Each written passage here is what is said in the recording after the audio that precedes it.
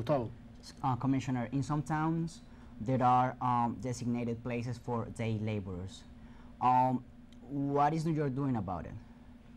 I just referred to that when I mentioned that I was sharing a commission to address the feasibility of establishing centers that will help this type of workers. So we're in the process of addressing that. In the meantime, So these are gathering centers where the workers will gather to be picked up by the potential employers instead of a street corner. That's what this you're talking about? this would be places that would allow workers to come and receive services.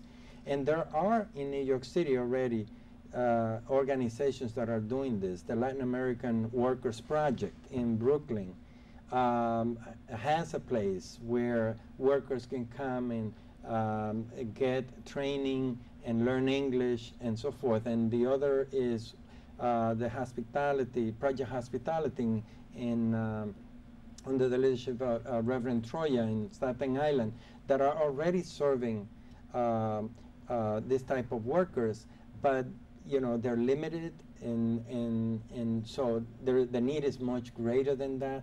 So what we're studying now is whether it is feasible and to make recommendation to the mayor and the city council for them to consider giving alternative to these workers so that they don't have to stand on the corner.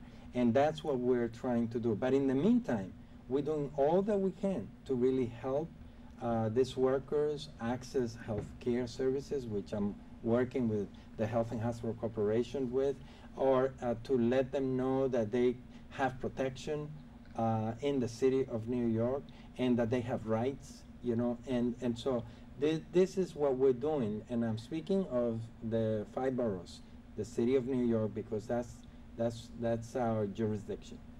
Barbara. Commissioner, is it true that day laborers are not only men but women as well? That is absolutely Women correct. day laborers. That's a new phenomenon?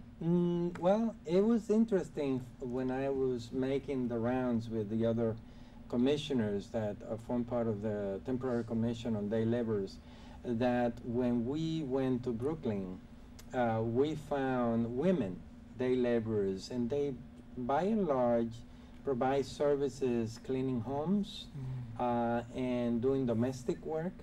And the only place that I am aware that has these laborers is Williamsburg. But do they actually, like the women, like the men, do they stand on the street? They are in the street. Wow. They are in the street in the section of Williamsburg, and they are there, and they're usually picked up by either homeowners or people who want their homes clean. Okay, Commissioner, and they're there to provide such a service. but I have to ask this question. Don't they, as women, don't they stand the chance of being accused of prostitution, standing and soliciting on a street corner? Don't they run the risk of being confused with prostitutes?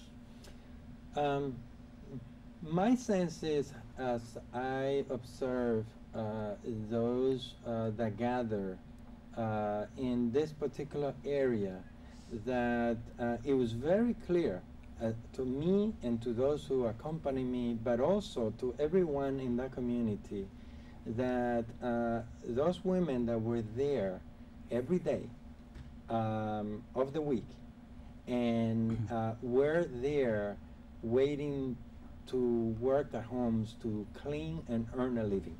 It was very clear, not different than the male workers, day laborers that you find in other corners of the world, of the city. And so for me, there was no question whatsoever that those 100, 150, whatever the number that comes there, the entire community knows why they are there. And in fact, the community itself is the one that comes and hires them and establish a relationship, and they probably come a few times, and they couldn't live without them. Commissioner, they're telling me we're almost out of time, but I really, really appreciate you coming over. We've learned a lot. I hope our viewers have learned a lot from the Commissioner. We're proud that you're there. Well, I want to thank you for the invitation and for the work that you're doing here. I know you for many years, but I call you now professor, and I'm very proud of your students who Well, you came are and our spoke to my leaders. class. People should know the commissioner came and spoke to one of my classes about this same subject, that Exactly. immigration recently, and the students very much enjoyed having you there. You're in many of their articles that they're writing about immigration now. They're all quoting you. And I consider it an honor to be invited back. Well, thank you in for this being program. here. Well, when we come back, we'll have a reporters roundtable to discuss, guess what? Immigration issues.